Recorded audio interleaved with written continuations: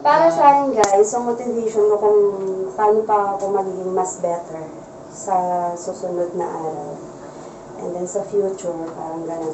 And then para sa akin guys, para magkaroon tayo ng positive mindset, kilalanin niyo si God.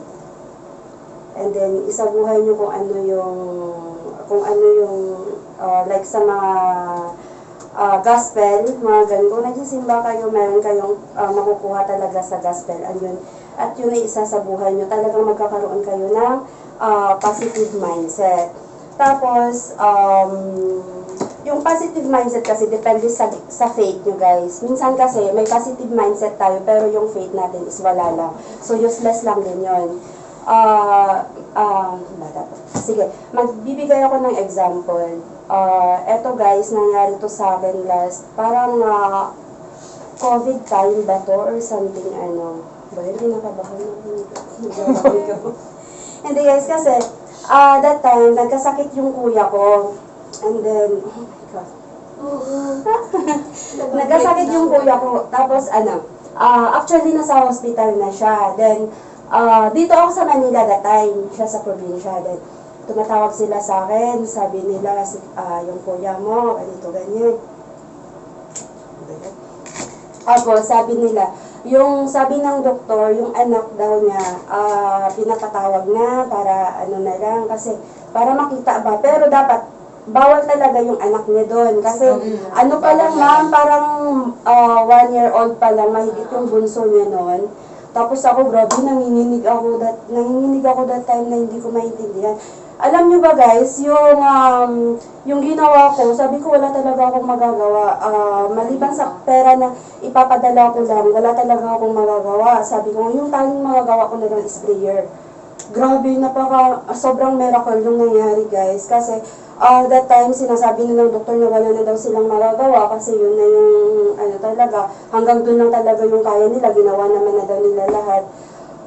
Ewan ko ba, the next day na parang naging normal na lang na wala naman akong balita sa kanila na pero sabi nila medyo nag-okay na daw yung kuya ko. Guys, hanggang ngayon buhay yung kuya ko. Miracle yun. Tapos, yung pangalawa guys, neto lang, last month lang ata yun nangyari. Out of nowhere na nag-browse ako ng Facebook ko. Tapos, yung bata na yun, actually taga sa amin yun, pero hindi ko siya kilala, hindi ko siya nakita. Pero lagi ko nakikita yung post ng tita niya na, yun na nga, may taling daw yung buhay niya, kasi parang ano bang sakit nun. Basta, dyan pa nga yung mga ko saan.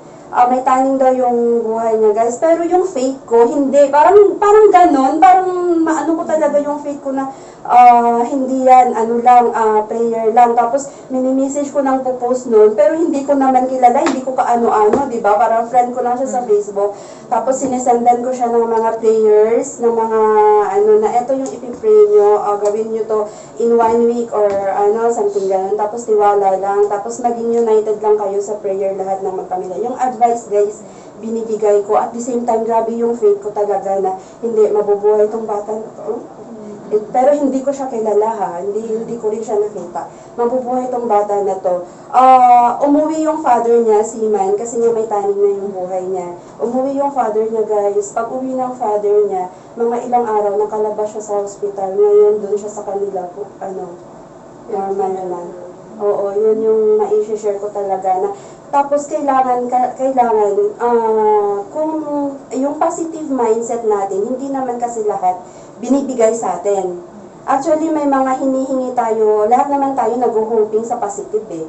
Pero minsan, hindi lahat yung binibigay. So, wag natin yung gawing negative guys, kasi may purpose doon, hindi mo lang alam sa ngayon. Pero yun kasi, kung hindi man yun nabigay sa'yo, or hindi man natupad yung hiningi mo, ibig sabihin, may mas better pa na darating sa'yo.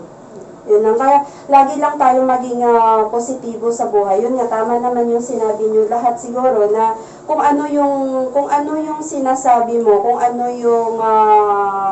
yung iniisip mo, yun yung i-attract mo. So, kung positive yung iniisip mo guys, yung ma-attract sa'yo is positive din. Huwag tayo mag-focus sa problema. Kasi kung mag-focus tayo sa problema, kaya nga may problema, di ba? Kasi may solusyon.